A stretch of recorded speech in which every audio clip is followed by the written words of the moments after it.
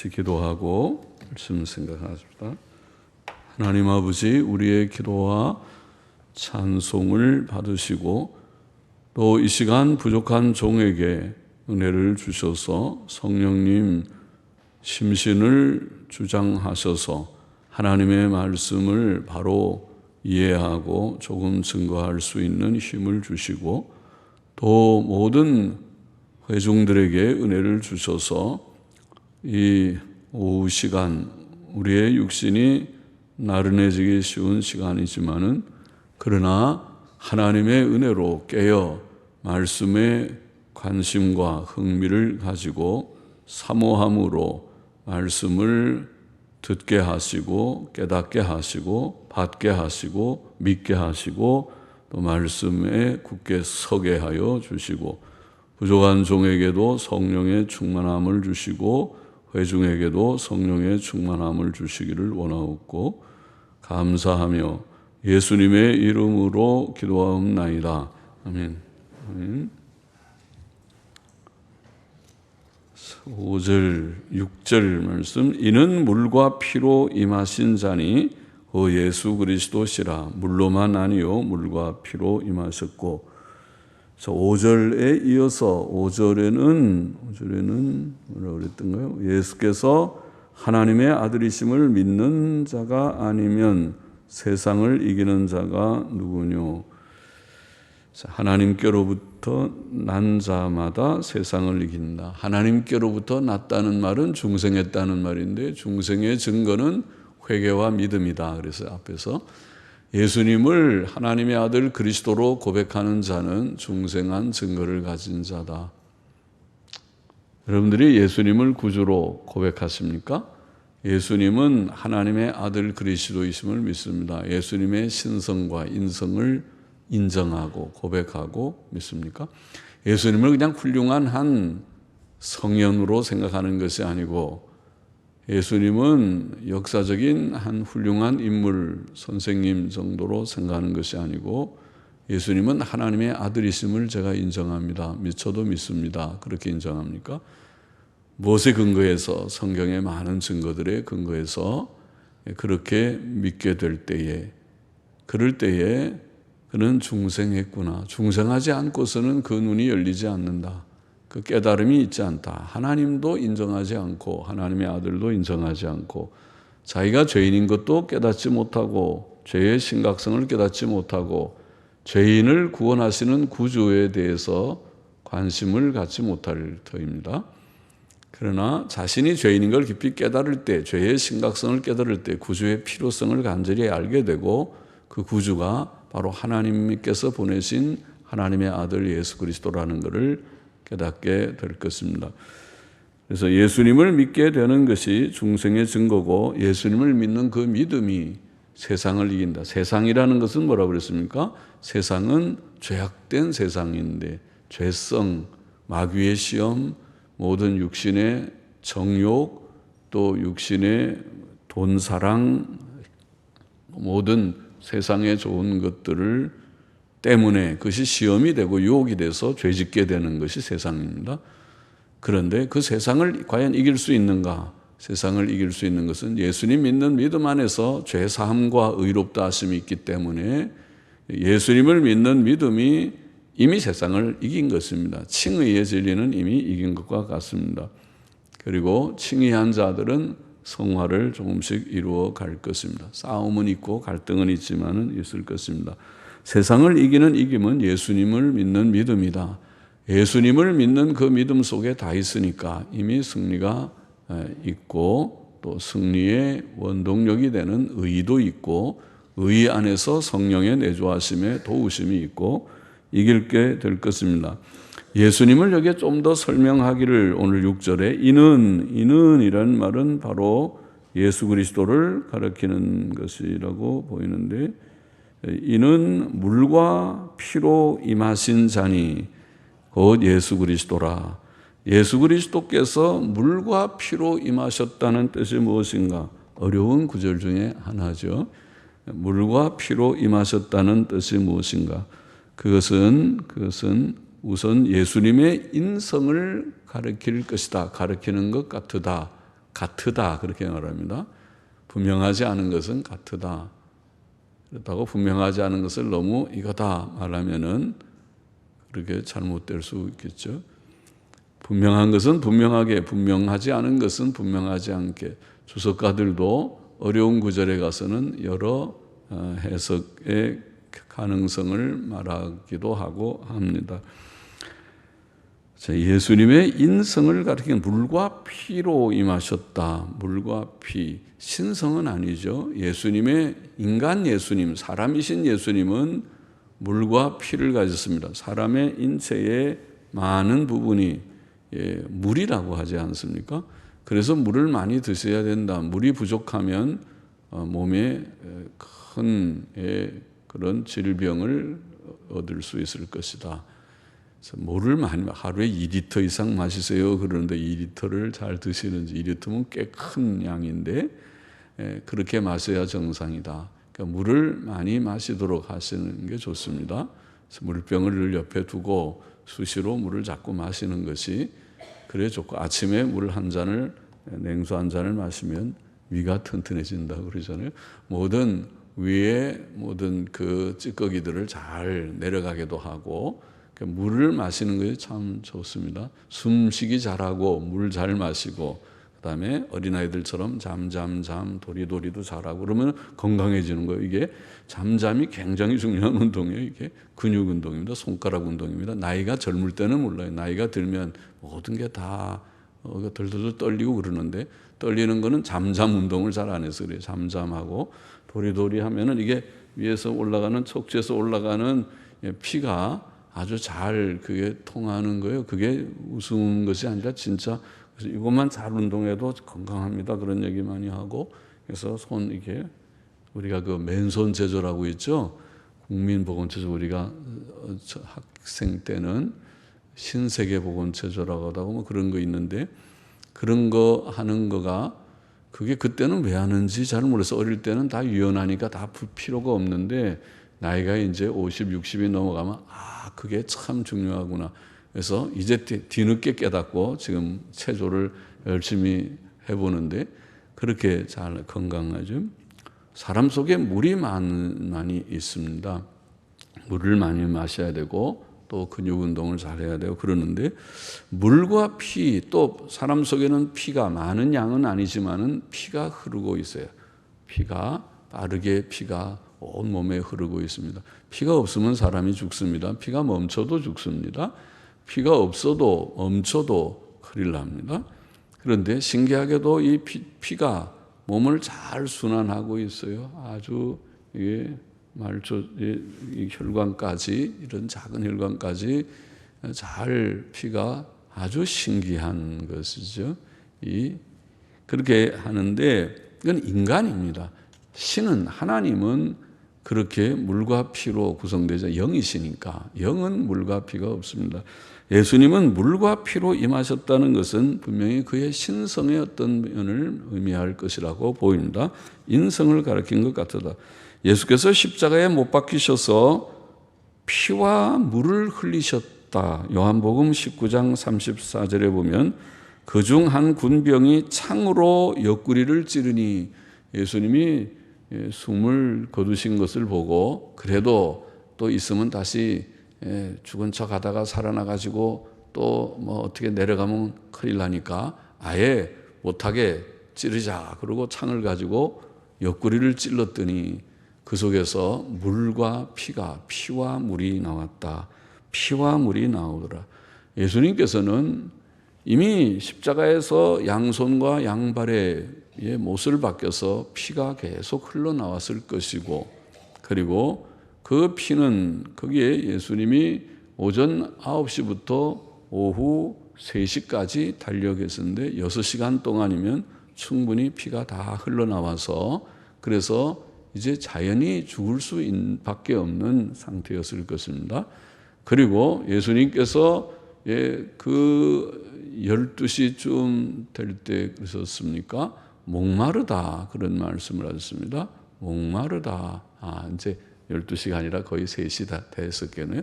다 할 때 목마르다. 그리고 이제 다 이루었다.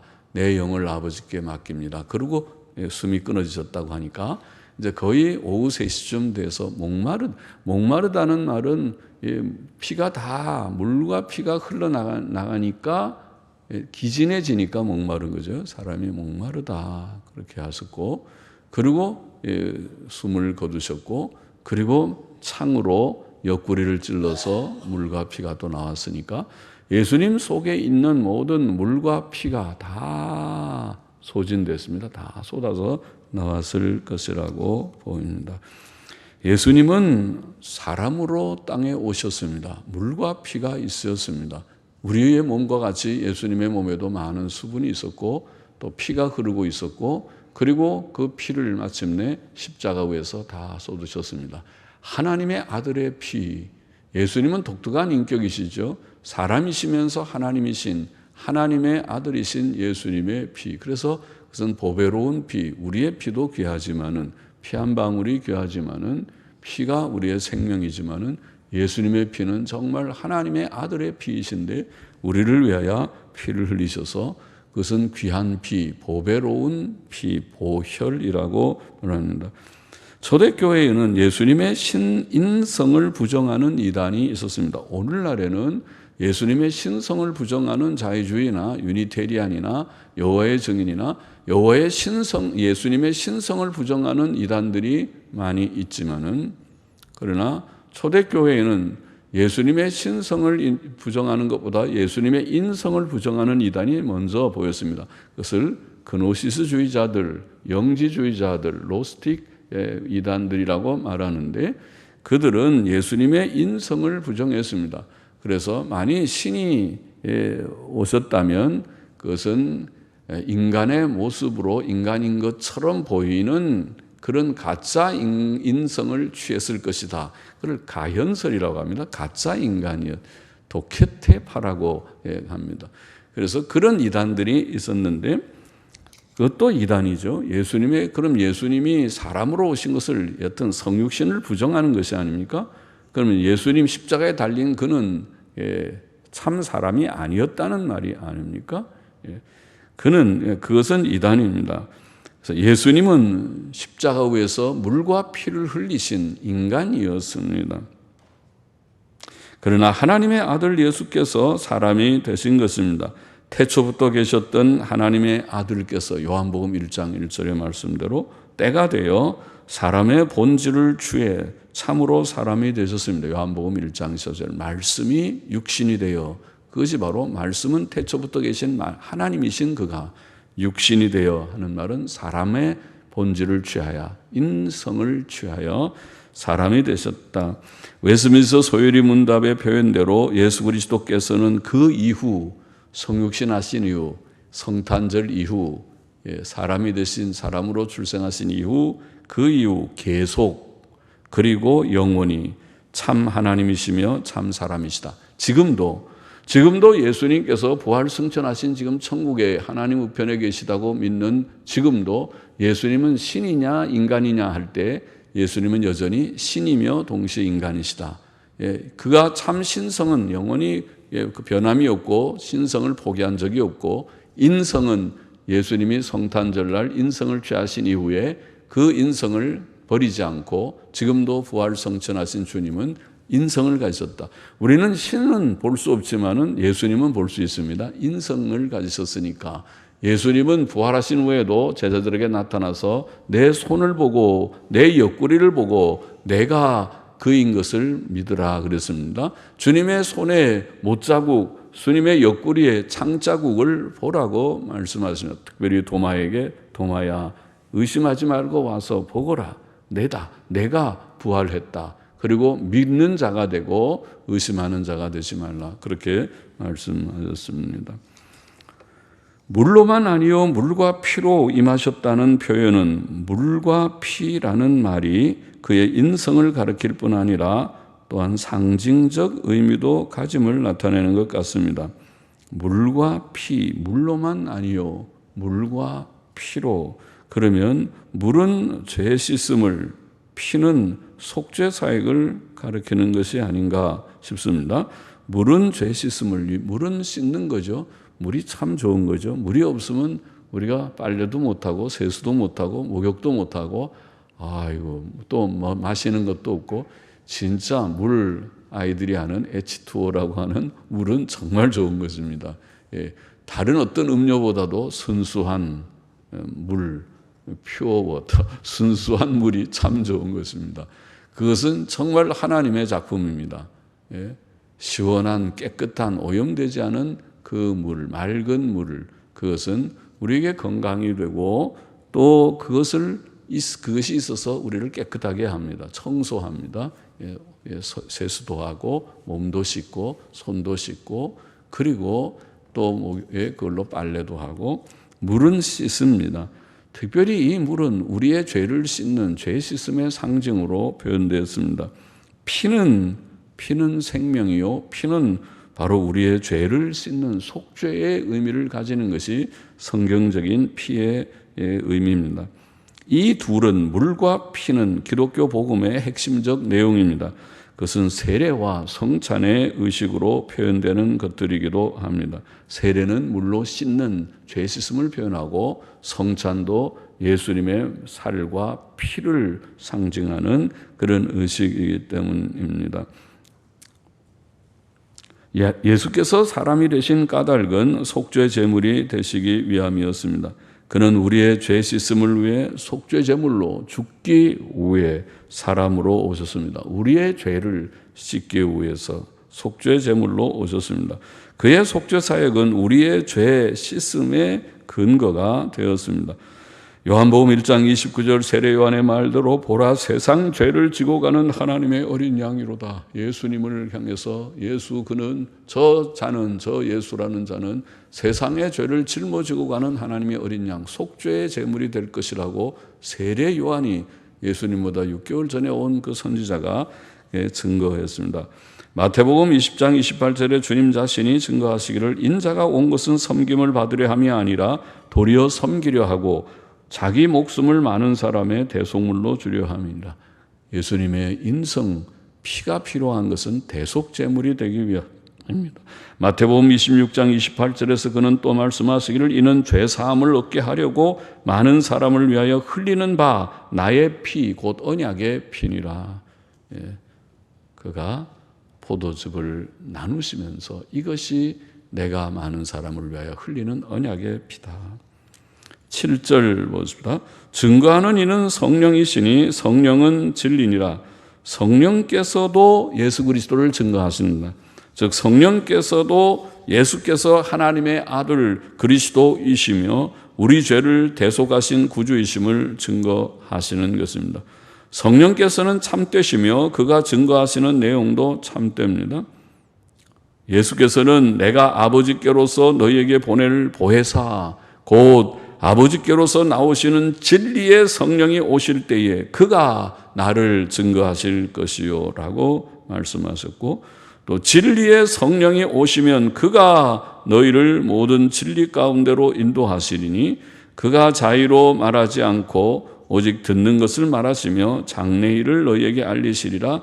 그가 내 영광을 나타내시리니 예수님을 증거하는 자가 성령입니다. 성령님은 오셔서 오늘 은사운동처럼 자기를 높이는 것이 아니라 예수님을 증거하는 것입니다. 2000년 동안 그렇게 했습니다. 오늘 은사주의자들은 이상한 은사 현상을 강조하지만은 정말 성령께서 오셔서 하신 일은 예수님을 증거하는 겁니다. 복음을 밝히 속죄의 복음을 밝히 증거하고 예수님 믿고 죄 씻음 받고 새 삶을 사는 것을 밝히 증거하여 주시는 것입니다. 내 영광을 나타내리니 내 것을 가지고 너희에게 알리겠음이니라고 말씀하십니다. 오늘날도 성령께서는 예수 그리스도를 밝히 증거하시며 사람들로 하여금 예수 그리스도를 믿어 구원을 얻게 하십니다. 8절 보십니다. 증거하는 이가 셋이니 성령과 물과 피라. 또한 이 셋이 합하여 하나이니라. 주님은 물로 오셨고 우리에게 죄 씻음을 주시는 그 자신이 성결하시고 우리에게 죄 씻음을 주시고 피로 오셨고 피를 흘려서 피는 생명이라 피를 흘려서 속죄의 제물이 되시는 속죄 사역을 위하여 오셨고 또 이것을 성령께서 증거하신다. 그렇게 말씀하고 있습니다. 이 셋의 증거가 하나다. 그 셋은 공통적으로 예수 그리스도의 구주 되심을 증거합니다. 자, 시간이 많지 않아서 제가 이 문제를 건너뛰어야 될지 어떨지 망설여지지만은 조금만 한두 마디만 언급해 보십니다. 영어권에서 지금도 성경을 읽는 사람들은 킹제임스 성경 1611년에 나온 성경을 아직도 표준적인 성경으로, 강단 성경으로, 설교용 성경으로 그들은 읽고 성경 암송용 성경으로 사랑하고 있습니다.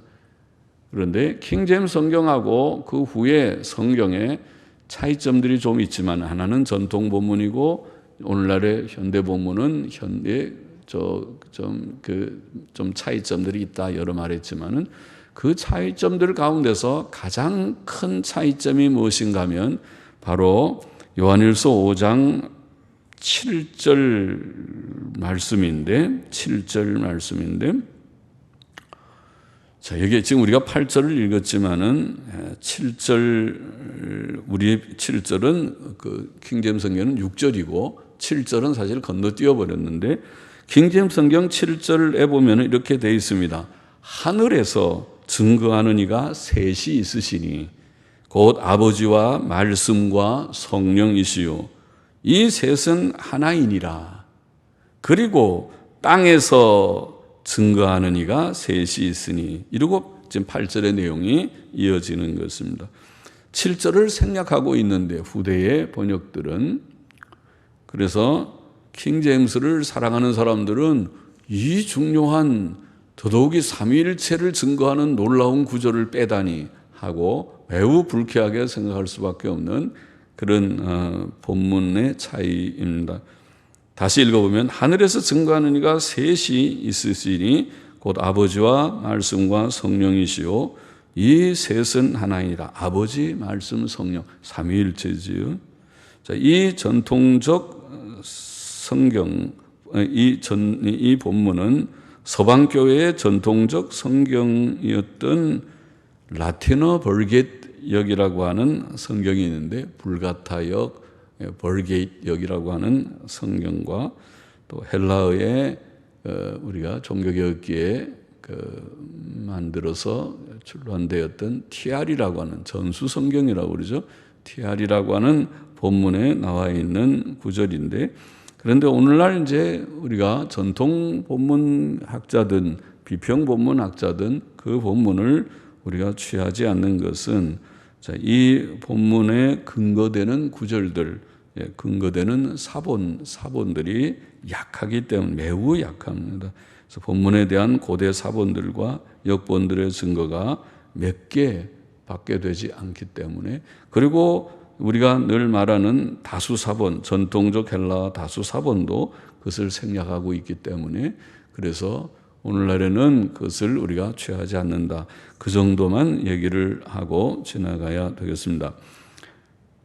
자, 하나님의 아들께서 사람이 되어 세상에 오셨고 십자가의 죽으심으로 우리 같은 죄인들의 모든 죄를 대속하셨다는 것은 예수 그리스도에 대한 성경의 증거요 요지입니다.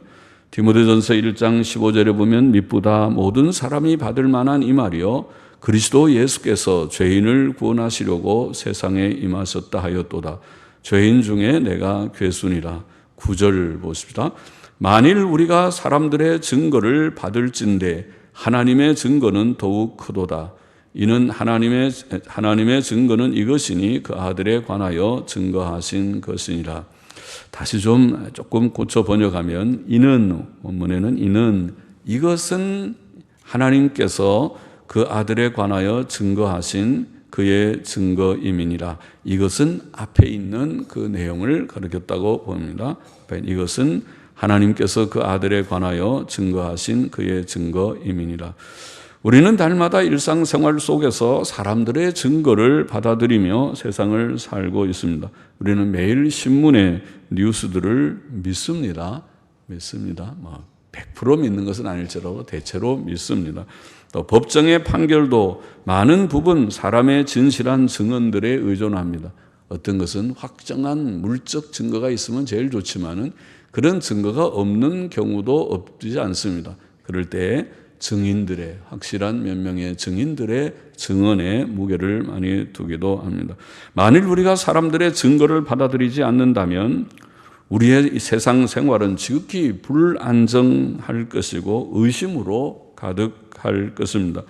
이처럼 사람들의 진실한 증거가 믿을만 하다면, 오늘 여기 사도 요한의 말씀은 사람들의 진실한 증거가 믿을만 하다면 하나님의 증거는 더 확실하고 믿을만한 것이라는 말씀을 하고자 한 것입니다. 하나님께서는 자기 아들에 관하여 그의 신성과 인성을 증거하셨습니다. 그는 친음성으로 자기 아들에 관해 2번 증거하셨습니다.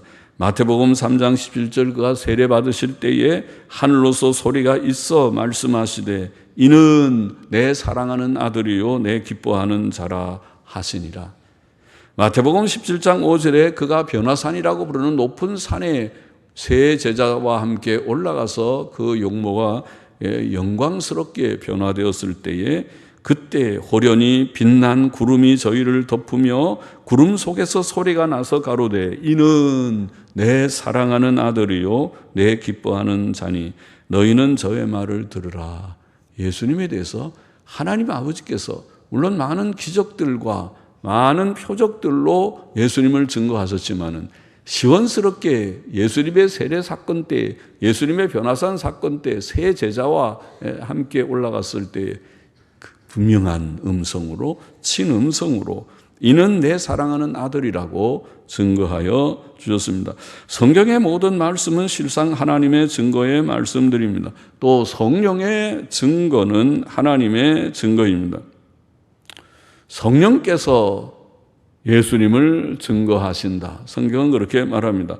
고린도전서 12장 3절에 보면 그러므로 내가 너희에게 알게 하노니 하나님의 영으로 말하는 자는 누구든지 예수를 저주할 자라 혹은 저주받은 자라, 다시 고쳐 번역하면 저주받은 자라. 예수님을 십자가에 달려 죽으셨으니까 사람들을 보고 저 저주받은 거로만, 저주받은 자가 십자가에 달린다고 구약의 레위기에 그렇게 말씀하지 않았는가, 이렇게 말한다는 거예요.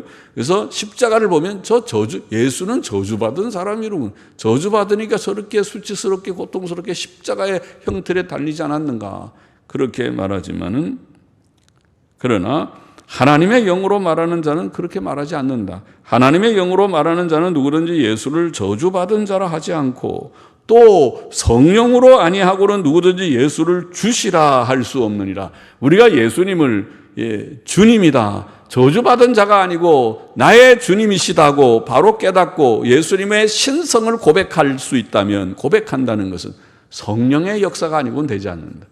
성령께서 우리 속에 중생의 역사를 주실 때 눈이 열린다는 말이 그 말입니다.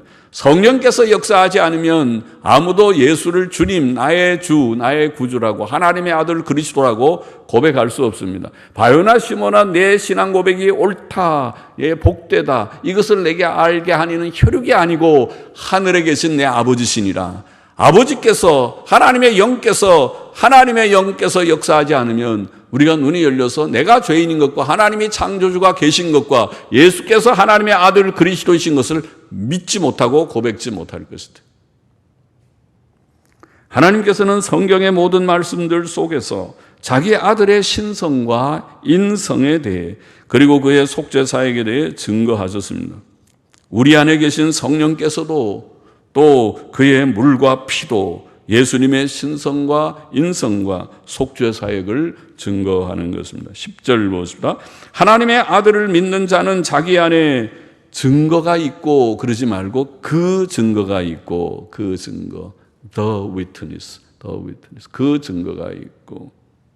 왜 지금 그냥 증거라는 말이 일반적인 증거, a witness가 아니고 the witness, 앞에 말하는 하나님의 증거, 하나님께서 주신 증거. 하나님의 아들을 믿는 자는 자기 안에 그 증거가 있고 하나님을 믿지 아니하는 자는 하나님을 거짓말하는 자로 만드나니 이는 하나님께서 그 아들에 관하여 증거하신 증거를 믿지 아니하였음이라.